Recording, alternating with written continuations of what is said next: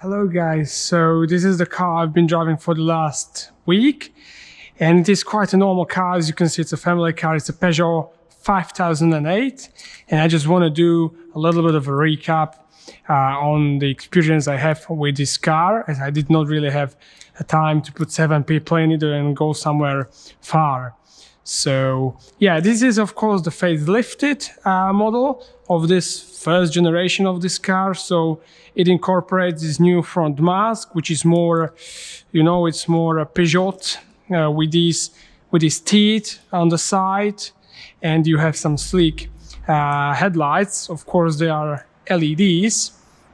So yeah, from the design perspective, the front face, I think it looks much better than it did before. The other design of the car, the rest of the car, is the same as it was before. As you can see, the rear side didn't really change. You still have these beautiful 3D rear headlights.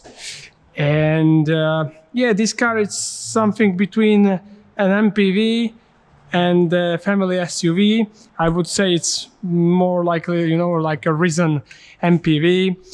We have 18-inch wheels here in this spec. They have the tires of 225/50 R18, and these are all-season Goodyear Vector 4-season tires. So yeah, the brakes on the car, when I look at them like this, they look quite all right. Like towards the size of the car. The car weighs just over 1600 kilo, so it's not really that heavy. All right, so as it is a family car, let's have a look in the trunk, because this is the 7-seat variant. Of course, in this spec, there is an electrically opening tailgate. And as you have 7 seats, this is how you fold them up. So you fold this, and you pull it, and that's it. It's up there. Of course, like this, there is not a lot of space for someone as tall as me. For the children, it is definitely okay, but how you can improve the legroom of these passengers in the third row is that you have the option to move the second bench, yeah? So you move the seat towards the front, one children can sit there, and even a tall person can sit in the third row. If you want to put it back, you just fold it, pulling this red string, and it's in the boot floor. Once again, you're good to go. So I think this is a really clever solutions. And then in the boot, you have all sorts of space on the side, some hooks. Yeah, it's pretty practical. Of course, then you have this classical shade here. So yeah, the boot, I think, is pretty alright. Let's just try if it works like this. Yeah, it even works with your leg, so that's alright.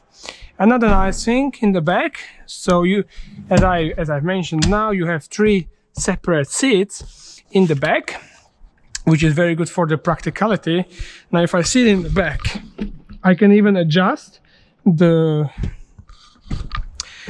angle of my sitting position, so I can be really comfortable in here. Otherwise, what I have here for the children are these tables where I had my dinner this evening. So yeah, the only thing that is bad about them is that here on the back of the front seats, they are in the way of my knees, and they actually sometimes can hurt quite a little bit. Otherwise, the equipment in the back, you have the aircon. You can also set the speed of the fan. In here you have a 12-volt socket, and down here you have 2 USB-A ports. I just want to show you that. So there are the 2 USB-A ports. Yeah, so it's pretty nice, I think. Also in the door bin you have a really large space for the bottle. Yeah, I think it's nice. I think it's all right. Now, if we go to the driver's side, to the interior, to the front of the car, in the doors, once again, huge door bin for, like 1 big bottle and a lot of other things. And now if I sit in, here is the older version of the Peugeot iCockpit as the new Peugeot 308. The Golf competitor got a brand new iCockpit interior, and this interior, I have to say, I'm quite you know, accustomed to it, and I quite like it. It kind of feels like home. It's very interesting looking. I would say also the quality of its build is pretty good. You have soft touch materials even here, over here, and it's all very well put together in most places. There are only a few places where the plastic rattles, really, only a few places, but it's all very well put together. You have huge space in the central armrest console, which it opens on two sides. You have these lighted cup holders. Then you have this panel where you start the car. This is the hill descent control, and this is the drive mode control, which now incorporates also the grip control system, which before it had like the wheel somewhere. Now it is incorporated in here, so you have these modes of snow, mud and sand in it. I can just show you that here. So you have this is sand, mud and snow when you're off-road. So yeah, that's pretty nice. That's pretty all right. The seats, as you can see, they are very nice, kind of sporty. They hold the body pretty well in the corners. So yeah, that's a really nice feeling. The other thing I really like about the Peugeot is this really small steering wheel. Also a very nice detail that I like are these stative gear pedals, shift pedals. So in other cars like Skoda or BMW, you have them on the steering wheel. Here you have them on one place, so when you want to change gear, it's pretty easy. And then you have the instrument cluster above the steering wheel. This is like the usual array of the interior. Yeah, so I think let's go for a drive. Let's talk about further experience with this car. So as you can hear, this is a diesel engine. So now there is only 130 horsepower for this car, either petrol or diesel. So this is the diesel mated to the 8-speed AISIN gearbox, and I have to say this gearbox for everyday driving is very good. It makes the car really efficient, and particularly on the motorway, where I did normal motorway speed 130, 140 for 6.1 liters. I had an average 5.8. It went down. I had 5.7. So I averaged B roads, city, and motorway for 5.7, which I think for the car of this size is really, I think, is a great thing. So yeah, really this gearbox was great. It also has, of course, this dedicated manual modes for shifting with the pedals. Of course, the usual things with these normal cars is that the gearbox changes the gears on its own at high RPM, which is you know, from the driver's perspective, not the nicest of things, but it's very usual with these cars. So yeah, okay, let's just see. Oh, and it is a nice thing, if you go with this shortcut to the car settings, you can turn this very annoying start and stop very easily, which is a good thing. So yeah, this car, as I said, has 130 horsepower. I did some dynamics run through the app, and it did 0 to 62 in exactly 10 seconds. So, you know, it's not really a fast car, and it doesn't really feel like that. We can try that now. I think let's put it in the sports mode to have all of those 130 horsepower. Let's go. So as you can, I mean, if you would be here, you would be feeling that it doesn't pull that hard, but for everyday driving, the power is sufficient. Maybe if you had a car full of people, 7 people and luggage, then I would really be thinking if I'm going to overtake or not, because then those 130 horsepower might show themselves to be a little less than you would really need. So yeah, it's up to you. Otherwise, the suspension, I have to say that this car has a really understeery character, because the engine lays in front of the front axle, so there is quite a lot of weight in front of the front wheels, which of course pulls them outside. So yeah, it's quite understeery. On the other way, the rear axle is holding through the bumps in the corners very well. It doesn't do like this snap oversteer that some cars do. So that's a good thing for maybe the safety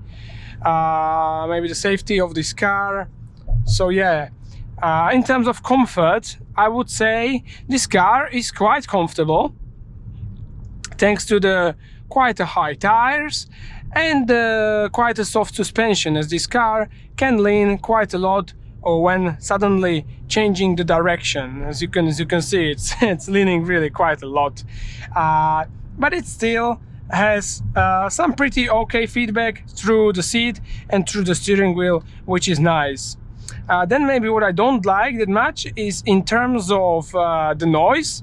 I think this car could be a little bit less noisy. I can hear quite substantially the noise from the wheels and around the A-pillars on the motorway. So just bear in mind, this car is not as quiet as a Lexus or something like that. Yeah, it's just a class lower, but still it's pretty okay for driving, and you can still hold a normal conversation with the passengers. So yeah, it's really okay. The one thing though I don't really like, or it's not as good as maybe as in some of its competitors, is the infotainment display. So in this display, I mean, it looks okay like this. You have these shortcuts. It's not the fastest one. The maps, the navigation is quite slow. It doesn't look very good. And also what looks quite strange on it is the Apple CarPlay, which is only in this size, like in this square. And also the one bad thing which I want to show you, I will show you that now on this petrol station here, is the reversing camera, which I think for 46,000 euros that this car costs really should be better. And it is much better in the new 308 that I tried a few weeks ago, but in these older Peugeot it's really not so good. So let me just show you. Okay, you're coming to the stop, you wanna reverse, and look at this. I mean, you have a 360 camera, which is great. I like this, but this one, the main reversing camera, it's not really sharp. It's just like grainy, and I really didn't like the experience through this camera. Of course, you can change the views like this, but really, to me, it's quite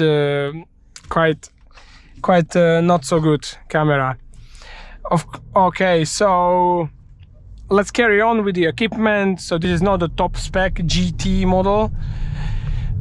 So we don't have the panoramic sunroof, we don't have the massaging seats, which are there for as optional.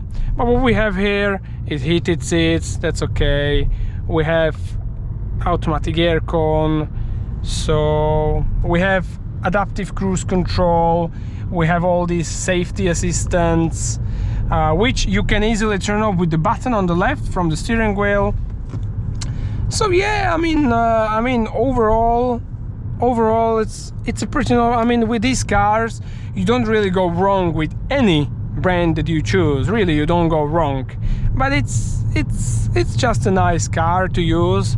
I found it very good with using the automatic transmission. I found the ride very nice. It's quiet. It's economical. I mean, what more do you want from a family car? And it's very practical, as you could have seen in the back. So yeah, it's quite nice. And yeah, I think there's not much more to say about it. So I will thank you very much for watching, and see you at some another car video. See you. Good night.